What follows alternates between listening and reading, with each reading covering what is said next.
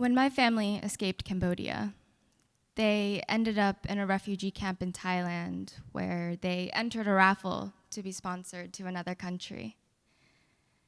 And to their luck, in 1979, a Jewish family in Seattle sponsored them. They came to this country not speaking any English and had nothing but the clothes on their back. This is a simplistic explanation of why I am, who I am, and occasionally what I am. A stereotypical immigrant story. My story is supposed to be about how I was birthed out of hardship and excelled thanks to my family achieving the American dream. But that's not this story. At the age of 7, my family and I were living in the suburbs of Philadelphia, the classic white picket fence style of living. I spent my childhood bickering with my younger sister, playing with my cousins, and watching a lot of TV. My mom came to America at the age of 7, not knowing any English. She spent her free time helping my grandparents out with the family takeout and taking care of her younger sister. When I got into Cal State Fullerton, I got a party to celebrate all of my accomplishments. I got to go to school across the country and fly home to Philadelphia for breaks. My parents helped pay for most of my schooling, and I only had to take out a small loan to cover my 5th year of undergraduate.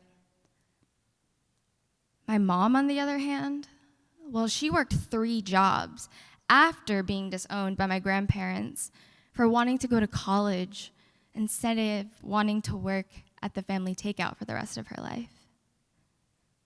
She got her degree on her own. And so she couldn't understand why I walked around with the weight of the world on my shoulders, constantly crying over things that seemed like the smallest of inconveniences. She didn't understand why my mind was buzzing with doubts and anxiety and sadness.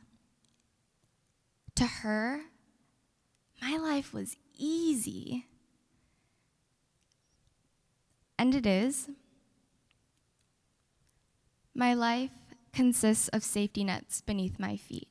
I always have a way out of trouble. Someone to catch me if I fell or stumbled. As for my mom, well, she tightrope walked freely in the air and clung onto the stability when she felt secure enough to stop walking. The clinically high anxiety, the clinically high depression, it stared me in my face like a beast with every decision that I made. My mom and I would argue over the littlest of things. Our fights boiling over, damaging our mother-daughter relationship. She would push and I would pull. The term generational trauma was created in 1966 to describe the mental states of children of Holocaust survivors. These children experience clinical depression, anxiety, and post-traumatic stress disorder at higher rates than the general population. And people were stumped to why these children disproportionately experienced psychological distress without ever experiencing direct trauma. This led to the study of epigenetics, which is a set of potentially heritable changes in the genome that can be induced by environmental events. So something like the Holocaust, which caused devastation beyond repair and relief, not only impacted those that experienced it firsthand, but caused genetic changes that could be passed down to the next generation. The term generational trauma isn't just a term to describe descendants of Holocaust survivors, because it describes people like me. In the 70s, the Cambodian government fell into the hands of a man named Pol Pot, and he killed and captured anyone that was of a high class, anyone educated, religious, people that spoke multiple languages, basically anyone that he didn't consider a true Cambodian. Sounds a little familiar, right?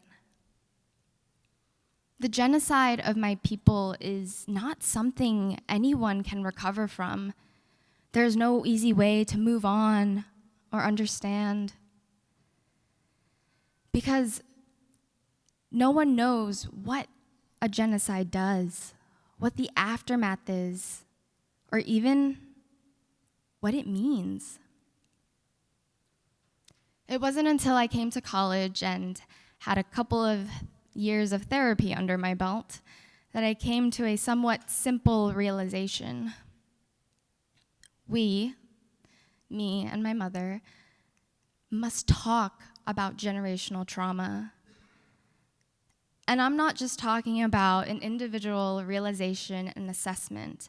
I mean sitting down with our parents and our community and genuinely talking about what it means to carry this trauma around.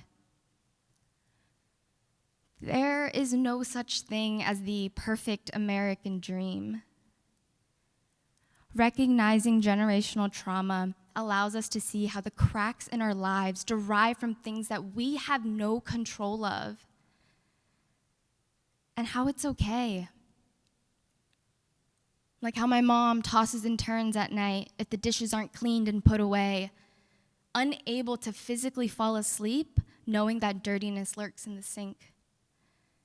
And how I easily get fatigued in a day, how my heart races at the slightest of instances, how I'm constantly on edge for seemingly no reason. The Cambodian genocide is the precedent to my life.